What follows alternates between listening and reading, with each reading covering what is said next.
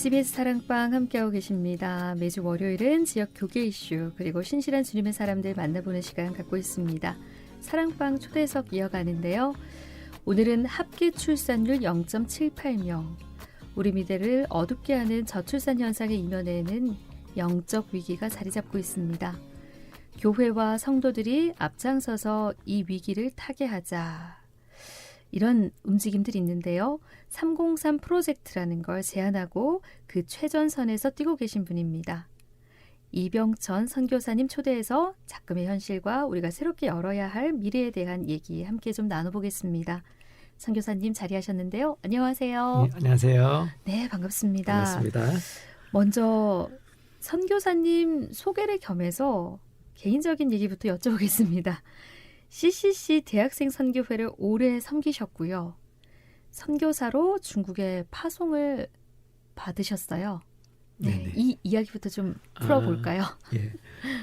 사실은 제가 CCC에 오면서 예수님을 알게 되고 만나게 되고 해서 CCC에 들어와서 또 사랑방 훈련을 하고 또 CCC 훈련을 통해 가지고 제 신앙이 자라고 그러면서 정말 이 제자와 사역에 대한 비전을 품고 또 이 일에 헌신하게 되었고요. 그래서 사실 간사가 되기 싫어서 도망을 갔었습니다. CCC에서 2년 동안 학생 총순장 또 총무순장 2년 동안 했거든요. 그러니까 번아웃 되기도 하고 그래서 도망을 간 곳이 YM에서 하는 DTS 훈련을 받기 위해서 캐나다 토론토에 갔었어요. 네. 그곳에서 어떤 정말 귀하게 또 예언하시고 섬겨주시는 분을 만나면서 그분의 예언 기도가 CC로 돌아가라는 거였어요. 네. 그래서 제가 정말 돌아가기 싫었지만 하나님 부름을 받고 다시 부산에 부흥을 주실 것이고 대학 캠퍼스에 부흥을 주실 것이다. 이런 비전을 받고 그 당시 최상림 목사님도 부산에서 열심히 사역할 때였는데 함께 동역하면서 간사 생활을 시작했다가요. 나중에 제가 대학교 2학년 때 처음 단기 선교를 홍콩으로 가게 됐습니다. 홍콩에 91년도에 가게 됐는데 그 홍콩이 반환되기 전이었는데 그 심천을 바라보는 그 철책선에서 기도하는데 하나님 콜링이 있는 거예요. 사실은 그때 콜링이 두 가지가 있어요. CC 간사가 되라. 그다음에 중국 선교를 해라. 근데 CC 간사는 거부했고 네. 중국 선교도 별로 관심이 없었지만 하나님 그때 강하게 불러주셔가지고 언젠가는 중국 선교를 가야 되는구나 생각하고 있었어요. 그런데 캠퍼스 사역을 10년을 하고 네. 그리고 하나님이 불러주셔가지고 헌신해서 2005년도에 중국으로 떠나게 되었습니다. CCC 대학생 선교회를 10년 섬기셨고 네네. 이후에 중국으로 이제 선교사로 8년의 시간을 보냈습니다. 네, 파송을 받고 8년을 또 헌신하시고 네. 지금은 금정구에 자리한 큰터 교회를 섬기고 계세요. 네. 역시 선교의 모든 역량을 쏟고 있는 교회다 이런 느낌 받았거든요. 네. 교회와 사역에 대한 소개를 좀 해주신다면요. 이 큰터 교회는 사실은 큰 교회는 아닙니다. 작은 교회고 아주 열악한 교회인데 저희 담임 목사님이 98년 IMF 때 개척하기 시작해가지고 교회 문창호 목사님이신데 선교에 올인하는 교회. 그래서 목사님이 적은 책이 있습니다. 네. 선교하다 죽겠습니다. 라는 책이 있어요. 그리고 우리 교회 표어는 우리가 선교 열심히 하다가 망하자. 교회를 잘 해보려고 하는 게 아니라 열심히 선교하다가 망해도 영광스럽다. 그런 의미로 시작해가지고 IMF 때 개척하셔가지고 첫째 달에 1명 선교사를 협력 선교사를 파송하시고 두 번째 달에 2명, 세 번째 달에 3명 해서 지금까지 160가정 지금 파송 협력 가정 지금 서울과 부산 컨트를 다 합쳐도 성도가 150명, 160 남짓 한데 지금 160가정을 그렇게 협력 파송으로 섬기고 있고 매달 들어오는 교회 재정의 100%를 선교비로 그렇게 흘려보내고 거의 월말 잔액은 제로로 만드는 목표를 가지고 그렇게 다음 달 사례비 다음 달 교회 운영은 하나님께 맡기고 그렇게 그런 마음으로 하고 있습니다. 물론 그 매달 필요한 선교사들에게 필요한 모든 재정이 가는 건 아니고 어려움은 있습니다. 네. 그렇지만 교회에서는 최선을 다해서 모든 재정을 아끼고 해서 흘려보내는 그런 교회에서 목사님과 함께 선교 사역을 같이 감당하고 있습니다. 모든 역량을 선교에 쏟고 있는 교회. 네. 맞네요, 목사님. 160가정을 섬긴다는 거 정말 쉽지 않은데 와, 대단하다라는 생각이 들고요. 협력해서 같이 섬기고 있다라고 말씀을 하셨어요. 네. 그렇다면 목사님께서 좀 집중적으로 맡고 계신 그런 부서가 있으신 건가요? 예, 저는 큰터교회 오면서 선교지에 있다가 들어오면서 저희 아이들이 4명 이제 입양한 아이 4명이 있었는데 4명 아이들을 좀 교회에서 이렇게 좀 제대로 믿고 교육시켰으면 좋겠다 생각하는데 제가 선교지에 있으면서 본의 아니게 선교사의 신분이지만 한인교회 집사로 그리고 주일학교 부장 집사로 네. 그렇게 생긴 일이 있었어요. 네. 그러다 보니까 이제 제가 늘 청년 사역을 해왔지만 국내에 들어서 목사님이 청년부를 맡고 싶냐 주일학교를 맡고 싶냐 했을 때 저희 아이들이 4명이나 있다 보니까 또 당시에 컨터교회 아이들이 좀 주일학교 아이들이 몇 명 있고 한데 좀 더 이 아이들 다음 세대 아이들 집중하자 해서 주일학교를 맡아서 10년간 감당했습니다. 그럼 10년 동안 주일학교 예. 아이들을 이제 맡아서 예. 사역을 하셨고 네네. 올해부터는 부서가 바뀌었다 이렇게 올해부터는 들었거든요. 네. 제가 303 프로젝트를 하면서 이 결혼과 출산에 대해서 도전하고 하면서 청년들을 보는데 제가 이게 캠퍼스 사역을 18년을 했잖아요. 네. 중국에서도 하고 한국에서도 하고 이 청년에 대한 열정이 일어나기 시작하면서 청년부를 맡고 싶다라는 그런 소망이 있어서 네. 기도를 했고 그래서 하나님이 여러 가지 그 조정하는 것도 쉽지 않습니다. 근데 하나님이 또 때에 맞춰가지고 가장 적절한 때 또 실제로 또 제가 초등부를 10년 하다 보니까 제 안에 이제 매너리즘에도 빠지고 또 실제로 정말 집중할 수 있는 에너지도 약해지고 이래서 좀 바꿔보고 싶은 마음도 있었고 또 한편은 청년에 대한 열정이 있고 해서 올해부터는 청년부 사역을 맡아서 섬기고 있습니다. 주일학교 10년 이제 네. 올해부터는 이전에 18년을 사역했던 다시금 청년 사역으로 이제 집중을 하게 되셨다라는 말씀이신데 교회 조직도에도 그렇고요. 대외적으로 목사 대신 선교사라는 직함을 사용을 하고 계세요. 네네. 특별한 이유가 있으신 건가요? 저희가 컨터교회에 와서 처음에는 간사로 제가 호산나교회 출신입니다. 부산 호산나교회 네. 다니다가 하나님이 목사님과 좀 2년간의 교제를 하면서 컨터교회가 귀한 교회인데 함께 동역하고 싶다는 마음으로 옮겨서 제가 청년부 사역을 하고 그때는 동아대 사역을 하는 이제 CCC 간사였기 때문에 간사라는 호칭을 가졌습니다. 네. 그런데 2년 이후에 2005년도에 제가 선교지로 파송을 받으면서 호칭이 선교사가 된 거죠. 네. 그 선교사가 되어서 8년의 선교 생활을 마치고 국내에 돌아서 이제 신학을 하고 전도사였죠. 근데 네. 선교사라고 부르다가 또 전도사라고 부르기가 좀 이상하잖아요. 그래서 그냥 선교사로 호칭이 계속 일관되게 유지되어 오다가 제가 이제 목사 안수를 받고 신학을 마치고 CCC 사역을 이제 컴백을 해야 되는데 서울로 발령이 난 거예요. 근데 사실은 하나님이 이 부산의 부흥을 위해서 또 컨터교회와 함께 사역하는 것에 대한 이 열정이 더 많이 있고 또 그 당시에 목사님이 또 콜린을 하셨어요. 네. 우리가 컨터교회에서 사례비를 많이 못 주지만 정말 함께 이 선교 사역을 이렇게 보자.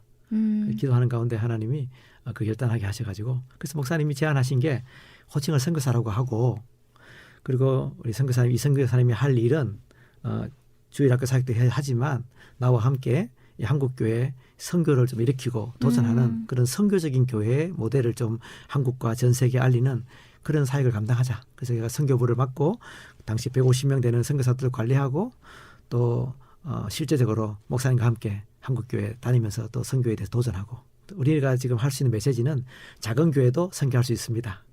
저희 같이 열악한 교회도 얼마든지 선교가 가능하다. 그래서 한국교회를 도전하는 일을 목사님과 함께 코로나가 되기 전에는 해외도 많이 나가고 또 한국의 여러 교회를 다니면서 실제로 그런 사역을 감당했고요. 그래서 자연스럽게 그때 이후로 선교사라는 호칭으로 불려지고 있고 제 스스로도 선교사라는 마인드를 다음 세대를 일으키는 선교사, 나는 선교적인 교회를 일으키는 선교사. 근데 거기에 플러스 된 게 이제 출산을 일으키는 네. 선교사. 그래서 그냥 선교사는 호칭이 좋습니다. 네. 예. 말씀을 듣는 가운데 호칭, 네. 목사님이라는 호칭, 뭐 선교사님이라는 호칭이 중요한가라는 생각이 듭니다. 그 말씀하신 것처럼 정말 선교사로서 그 사명을 감당하는 게 네네. 어떤 사명을 감당하냐가 더 중요할 것 같은데 네. 오늘 모신 이유가 이 선교 사역도 사역이지만 한국 사회의 심각한 저출산 현상 때문입니다. 303 프로젝트라는 걸 제안하고 앞장서서 이끌고 계신데요. 여기에 대해서는 잠시 후 좀 자세히 이야기 나눠보도록 하고요. 먼저 어떻게 이런 출산 장려 운동에 뛰어들게 되셨는지 거기에 대한 이야기부터 나눠보죠. 네. 얼마 오래되지 않았습니다. 네. 작년 8월 25일 중앙일보 기사 또 다양한 언론 기사에서 대한민국 2분기 2021년 22년 2분기 합계 출산율이 0.75라는 사실이 저에게는 큰 충격이었습니다. 왜냐하면 출산율 문제가 너무 심각하다는 생각을 하고 있었고 2021년도에 0.81 이것도 사실은 굉장히 충격적인 수치인데 0.75는 국가적으로 0.75는 너무 심각한 상황이다. 듣는데 그날 이후로 저에게 이 거룩한 열정, 거룩한 부담이 생긴 거죠. 잠을 자도 밥을 먹어도 길을 가도 이 문제를 어떻게 해결할 것인가 고민하기 시작했습니다. 근데 하나님 저에게 주신 말씀이 뭐냐면 네가 네 자신이 삶의 메시지가 되도록 해라. 그런 마음을 주시는 거예요. 네. 그 저출산 문제 해결하기 위해서 내가 삶으로 메시지가 되기 위해서 그럼 나는 어떻게 해야 될지 기도하는데 내가 나이가 50이 넘고 제 아내도 나이가 적지 않은데 지금이라도 아이를 한 명 더 낳으면 어떻겠느냐. 그런 마음을 주신 거예요. 실제로 정말 낳을 생각이었습니다. 그래서 제 아내를 찾아가서 여보 이런 메시지를 주시는데 아이를 한 명 더 낳는 게 어떻겠느냐. 제 아내가 사정을 하는 겁니다.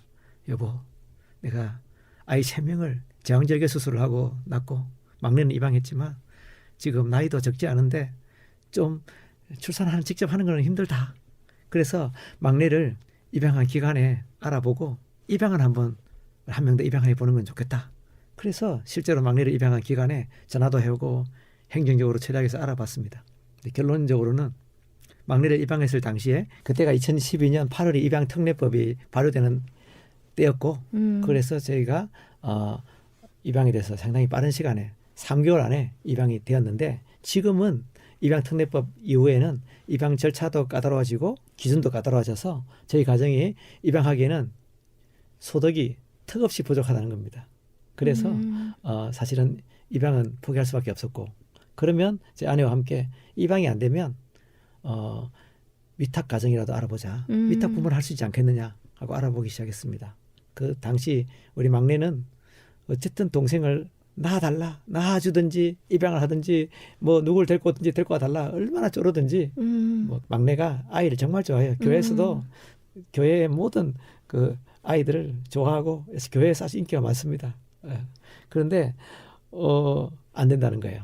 알아봤는데 이유가 소득도 안 되고 플러스 알파로 저희가 자녀가 4명인데 18세 미만 아이가 데려온 아이를 포함해서 4명 이상이 되면 안 된다는 조항이 있는 거예요. 한 명이 사실 대학생이지만 나머지는 다 18세 미만이고 안 된다는 거예요. 위탁도 안 돼, 입양도 안 되고 또 출산도 아내가 네. 좀 부담스러워하고 그래서 어떻게 할까 고민하는 가운데 하나님이 마음을 주신 게 뭐냐면 너희 가정에 원래 있는 원칙이 있지 않느냐 그거를 한국교회 알려라. 네. 원래 있는 원칙 뭔가요, 목사님? 그게 303입니다. 이 303 프로젝트. 네. 그게 저희 가정에 원래 있었던 거죠. 30 이전에 3명의 아이를 낳아 잘 기르자. 빨리 결혼해서 많이 낳자. 예. 이런 의미로 들립니다. 네네. 자, 303 프로젝트 어떤 프로젝트인지 예. 이 이야기 나눠볼까요? 단순합니다. 어려운 것도 아니고 너무 심플한 계획이어가지고 제가 청년 대학생들에게 강의를 450명 앞에서 10분간 강의를 했는데 너무 충격을 받아가지고 학생들이 2번 넘어지는 거예요. 30 전에 한 번 넘어지고 3명이 아니고 3명 이상. 3명 이상. 네. 네. 3명 이상 출산하자는 거거든요. 그러니까 2번 넘어지고 그런데 강렬한 메시지가 됐어요. 그 작년 12월 말에 그 청년 부산에 있는 CCC 학생들에게 강의를 했는데 아직도 청년들이 그걸 못 잊어가지고 303 거의 뭐 악몽을 꿀 정도로 303 기억하기 좋은 거죠. 너무 충격을 받은 거 아닐까요? 충격을 받았고 기억하기 좋은 프로젝트인데 사실 이게 어떻게 해서 나오게 됐냐 하면 저희 교회에 슬라브족 교회 지도자들이 2번을 방문했어요. 그러니까 수영로 교회 선교를 정탐하러 오고 또 훈련받으러 온 사람들이 또 큰 교회가 선교하는 건 또 모델을 보지만 선교지에서는 대부분 열악한 교회잖아요. 네. 그런 교회들도 어떻게 선교하느냐. 그 수영로 교회 그 선교팀들이 저희 교회를 알고 이렇게 연결해가지고 2번을 방문해가지고 저희 교회 선교하는 이야기도 듣고 도전받고 그래서 슬라브족들이 도전을 받아가지고 자기들이 가져온 온 돈을 유로부터 시작해가지고 돈을 헌금하고 간 적도 있고 그렇게 은혜를 받았어요. 근데 저희는 도전을 받았던 게 뭐냐면 슬라브족 교회가 가는 나라마다 러시아에서 북유럽에서 또 이스라엘과 저 북미에서 슬라브족 가는 교회마다 부흥한다는 거예요. 근데 그 이유가 뭐냐? 이유가 뭐겠습니까? 출산. 다 산. 자녀를 많이 낳는. 가는 곳마다 3명, 4명, 5명 낳는데 한 가족 사진을 보여주는데 3, 4대가 모인 사진인데 그 사진에 숫자를 세어보니 좋게 100명은 넘더라고요. 3, 4대가 모인 사진이, 가족 사진이. 네. 그래서 충격을 받은 거죠. 그래서 야, 저거다. 내가 자녀를 4명 낳고 많이 낳았다고 안심하는 게 아니라 우리 자녀들이 똑같이 나와 동일하게 자녀를 많이 출산할 수 있도록 하는 게 필요하겠구나. 그래서 안 이스라엘 어떤 선교사님이 자기 자녀들에게 교육을 시켰다는 거예요. 어릴 때부터 가정예배 때 교육을 시키고 해가지고 그 자녀 첫째가 그때 당시에 딱 상견례를 할 때였어요. 근데 결혼할 배우자를 만나서 처음 인터뷰가 자녀를 몇 명 낳을 생각이냐. 3명 이상? 오케이. 3명 이하? 땡. 아, 네. 성사님이 실제로 그렇게 하셨고 저에게 팁을 주셨어요. 가능하면 어릴 때 교육을 시켜라. 성전적인 기준을 같이 가르치고 그리고 이것에 대해서 도전을 해라. 그래서 제가 그날 바로 실천했죠. 집에 와서 가정 예배 때 창세기 1장 28절부터 해서 결혼이 왜 중요하고 또 자녀 출산이 어떤 의미가 있는지를 이야기하고 아이들에게 도전했습니다. 너희들 30 전에 결혼하는 거다. 그러니까 아이들이 반발이 별로 없어요. 왜냐하면 뭐 잘 모르니까. 네. 막내가 유치원도 들어가기 전이었나 그렇고 큰애가 초등학생이었으니까. 그래서 별 반발이 없어요. 근데 또 안전장치를 위해서 그런데 30 전에 결혼하지 않으면 벌금이 있다. 네. 벌금이 일시불로 2천만 원. 그러니까 초등학교 아이들 입장에서는 2천만 원. 와. 제가 바로 추가 조항을 더 붙였습니다. 2천만 원 대학생 돼가지고 알바해가지고 돈 벌어서 갚을 수 있는 돈이잖아요. 그래서 벌금이 하나 더 있는데 그거는 30이 넘어가면 첫 달부터 벌금 매달 100만 원이다. 아, 예. 매월 100만 원씩. 매월 100만 원씩. 이게 앞서 얘기하신 우리 가정의 원칙이 이거였던 원칙이 건가요? 첫 번째는 그겁니다. 그래서 첫 번째 30 전에 결혼하지 않으면 벌금이 일시불로 2천만 2천만 원, 원. 매달 100만 원. 그다음에 또 하나 자녀를 3명 이상 4명을 낳아야 된다. 그래서 처음에 우리가 4명을 낳았는데 너희들도 이 부모와 마찬가지로 4명을 낳아야 되지 않겠느냐. 아이들이 그거는 반발이 있더라고요. 안 된다. 2명만 하면 좋겠다. 우리는 안 된다. 4명이다. 밀고 당겼죠. 그러다가 결론을 내렸습니다. 성경에 생육하고 번성하라 하지 않았느냐. 번성, 영어로 increase, multiply, 늘어나야 되는데 2명은 유지지 않느냐. 그건 하나의 명령에 순종하지 않는 거다. 그래서 합의를 본 게 3명입니다. 그러니까 창세기 1장 28절을 지킬 수 있는 최소한의 기준이 3명이라는 거죠. 우리 아나운서님도 3명이라고 들었는데 그죠? 네. 3명. 그래서 3명 이상 도전한 것이고 만약 3명 이상 낳지 않으면 이것도 벌금이 있다. 벌금은 부족한 1명당 1억이다. 네. 네. 그래서 뭐 2명을 넣으면 1억이고 1명을 넣으면 2억의 벌금을 내는 걸로. 그렇게 해서 그 원칙을 초등학교 때부터 지금까지 꾸준히 가정예배 때마다 이렇게 교육을 시켜서 왔었습니다. 그래서 하나님이 대한민국 교회에 너희 가정에 있는 이 원리, 뭐 벌금을 내는 원리를 전파하라 이게 아니라 네. 30 전에 결혼해서 3명 이상 자녀를 출산하는 이 303 저희 가정에 있었던 그 뭐 명칭은 그때 나왔어요. 네. 작년 8월에. 그렇지만 원래부터 있었던 그 빨리 결혼해서 자녀를 많이 낳자는 네. 그 원칙을 한국에 알려라. 그래서 시작된 것입니다. 303 프로젝트 30 전에 네네. 결혼을 일단 해야 되고요. 네네. 3명 이상을 낳아서 잘 기르자. 와, 방송 들으시는 분들이 무슨 이런 프로젝트가 다 있어 이렇게 생각하실 수도 있을 것 같거든요. 예. 현실적으로 303이 가능할까 싶은 생각도 듭니다. 남자 기준으로 30이면 겨우 사회생활을 시작하는 단계고요. 요즘 취업난도 심각하고 살 집을 마련하기도 여의치가 않는데 결혼이 싫은 게 아니라 하고 싶어도 할 수 없는 이 상황에서 이것부터 해소를 해야 되지 않을까라는 생각도 들거든요. 네, 좋은 질문입니다. 예. 예. 청년들이 직장 구하기도 힘들고 네. 또 결혼 자금, 집을 마련하는 거 또 쉽지 않습니다. 특별히 수도권에는 힘들죠. 어저께 생명돌봄 부산 캠프 발대식에서 그 표가 있었던데 그죠? 지방에는 먹이가 없고 서울에는 둥지가 없다. 실제로 돈을 모아서 집을 마련하기도 쉽지 않은 그런 환경이죠.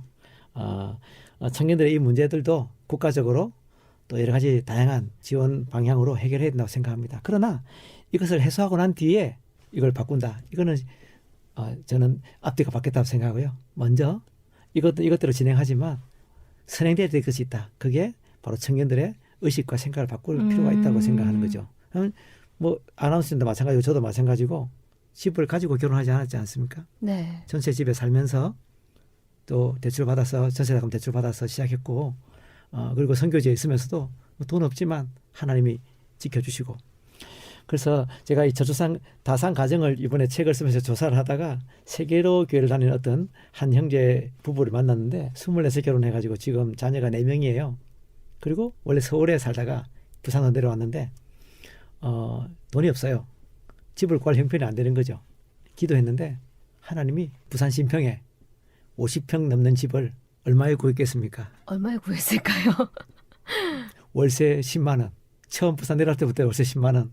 제가 지난주에 만나서 식사를 했거든요. 그 부부랑. 지금도 월세 10만 원. 그러니까 꼭 돈이 있어야지 결혼한다기보다는 하나님이 그 가정에게 긍휼을 베푸시는 거죠. 그래서 하나님이 가정의 생계를 책임지신다.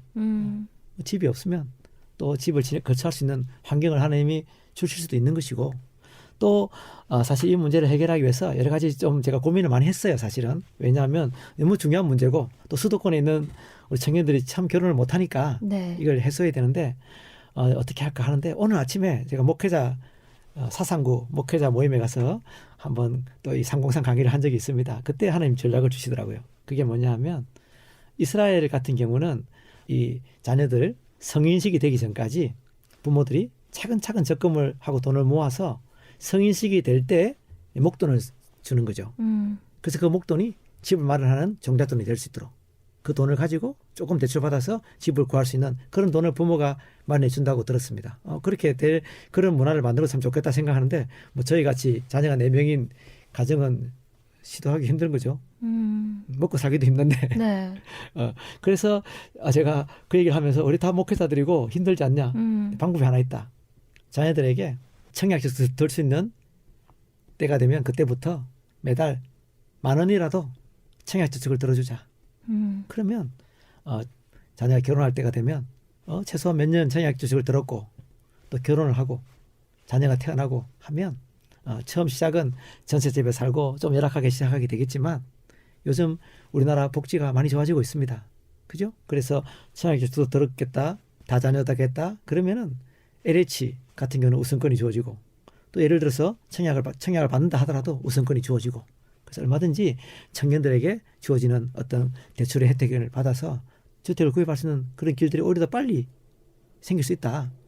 그 지금 저희 큰터교회 사역자들이 모종의 모의를 하고 있습니다. 그게 뭐냐 하면 어지간하면 2가지 조건이 있습니다. 첫 번째 신앙이 있어야 된다. 네. 두 번째 비전이 확실해야 된다. 그러면 성인이 되면 고등학교 졸업하고 합당한 짝이 나타나면 빨리 결혼시키자. 네. 네. 사역자들끼리 그런 의논을 하고 있는데 학부모들의 반발이 있습니다. 우리 애들은 그 나이 결혼 못 시킨다. 제가 교육을 시키고 있습니다. 그 나이에 합당한 사람이 나타나면 언제든지 결혼할 수 있도록 지금부터 준비시켜라. 독립할 준비, 경제적 독립, 정서적 독립. 언제까지 뭐 요즘은 40돼도 부모에게 의존하잖아요. 용돈 달라 그러고 감정적으로 독립되지 못하고 그런 것들을 해소하고 가능하면 이런 시기에 독립할 수 있도록 미리부터 마음 준비를 시키고 경제적으로 독립할 수 있도록 생활력도 훈련시키고 그렇게 해서 좀 빨리 결혼할 수 있는 문화들을 만들어 간다면 정책적으로는 조금 더 우리가 심도 있게 집중해야 되는데 지금 사실 다양한 혜택이 있지만 사실은 별 실효성이 없는 그런 정책이 많습니다. 네. 재정 지원을 하지만 그래서 실질적으로 태어나는 출생아 1명당 직접 지원을 좀 늘리자. 그래서 최소한 매달 50에서 100만 원씩 지금 이제 이번 올해부터 70만 원 그죠? 1년에 그 다음에는 35만 원 주기로 하고 내년부터는 첫 해 100만 원 주기로 정책이 바뀌었습니다. 근데 이걸 1년만 주는 것이 아니라 한 10년 주자. 그리고 태어난 1명당 그 직접 지원을 하기 시작한다면 청년들이 또 다자녀를 가진 가정들이 얼마든지 경제적인 부분에서도 조금 어려움도 해소하면서 할 수 있지 않겠냐 하는데 사실 뭐 가장 중요한 거는 가치관의 변화죠. 이것이 하나님의 거룩한 부르심이다라는 것을 깨닫는 게 필요하다는 생각이 드는데 어쨌든 그런 다양한 부분에서 문화를 바꿔가는 게 필요하지 않나 생각합니다. 어려서부터 근본적인 가치관과 생각을 바꿀 수 있도록 네네. 양육을 하고 예. 또 신앙교육을 시키고 예. 그리고 나머지 제도적인 부분들은 정말 국가가 실질적인 대책을 마련해서 그게 필요하죠. 지원을 하고 그렇게 해 나가야만 네. 이 303 프로젝트가 가능하겠구나 예. 이런 생각이 드는데요. 예, 예, 예. 자, 그렇다면 이제 이 303 프로젝트 어떻게 실천을 해야 되는지 구체적인 전략이 있으신 건가요? 네, 사실은 제가 책을 12월 30일 날 출간돼서 나왔거든요. 저출산 늪 탈출 전략 303 프로젝트. 네. 저출산은 그냥 현상이 아니라 당연한 문화 현상이 아니라 늪이다. 하나님의 비전을 이루기 위해서 반드시 뛰쳐나와야 될 늪이다. 이런 생각으로 책을 적었는데 책을 다 쓰고 책이 나올 때까지 구체적인 전략이 없었어요. 사람들이 물으면 어떻게 그럼 구체적으로 이걸 행할 거냐. 네. 사실 잘 모르겠다. 하나님 알려주시겠지. 기도했는데 1월 중순에 한 수련회 지저스함이라는 컨퍼런스에서 제가 이제 이 303 프로젝트를 할 수 있는 기회가 있었는데 그때 기도하는 동안에 하나님이 전략을 주시더라고요. 그래서 그게 뭐냐? 첫 번째 303 클럽을 만들어라는 거예요. 303 클럽은 30 전에 결혼해서 3명 이상 자녀를 가지겠다고 헌신하는 청년들과 10대 청소년들을 일으키라는 거예요. 그래서 빠른 나이에 도전해서 서약을 하게 하고 네. 그들이 그 기억을 할 수 있도록 계속 리마인드 할 수 있도록 자료를 제공하고 하는 그런 것들을 지금 이렇게 가고 있고요. 그다음 두 번째 303 플러스를 일으키라는 거예요. 303 플러스. 네. 이거는 뭐냐 하면 30, 40이 돼도 결혼하지 못한 싱글들이 많습니다. 그죠? 저희 서울 컨테에도 싱글 거의 미스들이 한 15명 있습니다. 네. 303 강의를 최초로 했던 데가 바로 서울 컨터교회인데 거의 강의 끝나고 15명이 나와서 결혼을 시켜달라고 할 정도로 심각한 부분인데 이분들도 소외시키는 게 아니라 지금이라도 빨리 결혼할 수 있도록 돕고 또 3명이 목표인데 3명 이상 낳지 못한 한두 명 있는 가정들은 지금이라도 기도하면서 자녀를 더 낳고 새롭게 한 명을 더 가지든지 자녀가 안 생기는 가정은 하나님 앞에 정말 믿음으로 기도해서 태가 열려서 자녀가 생기든지 그것도 안 되면 입양을 생각해서라도 그렇게 3명 이상을 도전하겠다라는 가정을 모아서 303 플러스를 지금도 만들어가고 있습니다. 그다음 세 번째가 303 패밀리입니다. 이건 뭐냐 하면 3명 이상 다자녀 가정들을 모아서 그 가정 안에 있는 그 좋은 문화들이 한국교회에 흘러갈 수 있도록 그래서 그들에 있는 이야기들을 모으고 사연들을 모아서 살릴 수 있는 한국교회를 살릴 수 있는 그런 303 패밀리를 만들어라. 그다음 또 하나 중요한 게 303 액티비스트입니다. 이건 뭐냐 하면 전 세대 결혼 여부나 나이에 상관없이 자기 세대 자기 주변의 사람들에게 이 303과 저출산 문제를 알릴 수 있는 그런 활동가로 헌신할 사람들을 도전하는 겁니다. 지금까지 몇 주간 제가 도전하고 있는데 네. 133명이 전국과 해외에서 지금 신청해서 지금 모임도 온오프라인 모임을 시작해가지고 그 운동을 하고 있어요. 근데 이들이 가는 곳마다 그걸 알리는 거죠. 근데 아까 얘기했던 303 클럽을 하면서 그 가운데 정말 사명이 있는 청년들이 303 액티비스트가 되는 겁니다. 그럼 대학가에서 자기 주변의 사람들에게 알릴 수 있는 그런 청년들이 지금 일어나고 있어요. 그리고 심지어 싱글인 분들, 독신 은사를 가지신 분들 가운데서도 나는 303 액티비스트가 되겠다 해가지고 본인은 결혼하지 않았지만 일에 앞장서서 나서는 그런 분도 계시고 그래서 이거는 조건이 없어요. 누구든지 이 운동을 확산시키는 부름을 받은 사람들이 일에 헌신해서 할 수 있도록 다양한 은사를 가지고 한국교회를 살릴 수 있는 그런 사람들을 일으키는 게 초점을 맞춰갖고 지금 가는 교회마다 또 강의할 기회들마다 헌신시키고 있습니다. 일어나라 기도해주고 또 그 사람들을 모아서 조직해서 한국교회를 살릴 수 있는 그런 운동이 되려고 그렇게 기도하고 있습니다. 이런 생각이 드는데요. 작년 8월 25일이라고 말씀을 하셨어요. 네네네. 그때 이제 마음에 감동이 오셨고 네. 네가 메신저 네. 메시지가 되라라는 그 말씀에 순종함으로 12월 30일 책이 나왔고 네. 불과 지금 3월 초기 때문에 한두 달 사이에 네네. 강의도 하시고 네. 이렇게 303 클럽, 303 플러스 패밀리 이 조직들이 조금씩 만들어지고 움직이고 있단 말이죠. 네네. 지금 강의가 한국 교회 모든 교회가 들어야 된다 저는 생각하거든요. 네. 특히 큰 교회일수록 큰 교회 아주 화려하게 멋지게 건물과 프로그램이 있다 하더라도 다음 세대가 안 태어나면 소용이 없는 거잖아요. 그래서 큰 교회 작은 교회 할 거 없이 전파해라. 근데 안 불러주는 거예요. 은혜 받고 도전 받았다 하는데 불러주지 않는 거예요. 그러다가 2월 5일 세계로 교회 손현보 목사님 있는 교회죠, 그죠? 그 네. 오후 예배에 불러주셔가지고 처음 메시지를 전하고 그다음 또 두 번째 교회를 전하고 그다음 전주에 가서 또 한 번 전하고 지금 네. 이제 시작했고요. 또 이 메시지가 전 세계로 흘러갈 것이다라는 마음을 주셨는데 이 1월 15일 그 강의를 했는데 강의를 들은 알바니아에서 오신 그 어떤 현지 사역자가 찾아와서 알바니아 교회에 와서 이 강의를 해달라. 한국 사람이 온 게 아니라 강의 끝나고 처음으로 쫓아오신 분이 알바니아 현지 목회자였어요. 네. 그래서 이분이 저는 그냥 말만 하고 넘어갈 줄 알았는데 돌아가자마자 메일을 보내가지고 우리 가족들하고 주변에 알바니아 교회 지도자들을 다 설득했다.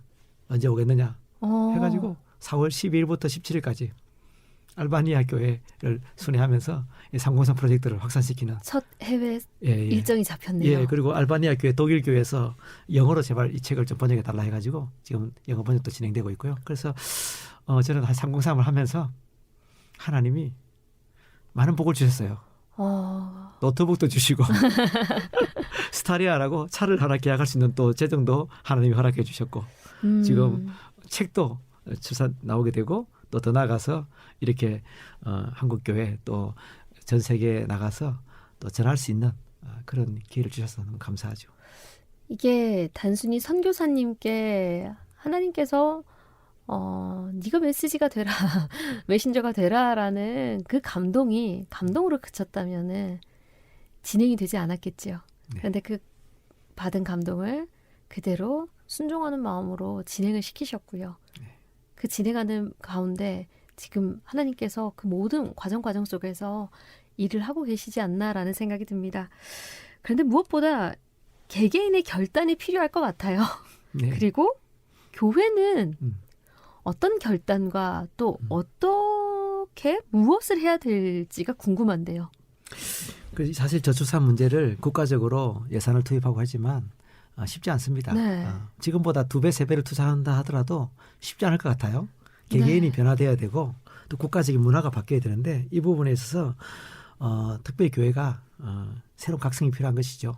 다시금 성경적인 기준과 가치관으로 결혼과 출산을 조명하는 거죠. 그래서 교회마다 이 귀한 메시지를 목회자들 통해서 정말 성도들에게 전수하고 그리고 교회 안에 있는 특별히 중요한 부류가 있어요. 그게 저는 부모 세대, 부모들이 가정에서 좋은 모델을 보여주지 않으면 자녀들이 결혼하고 싶지 않겠죠. 그리고 또 부모들이 요즘 어떤 부모들은 그냥 결혼하지 마라. 아이를 잠깐만 낳아라.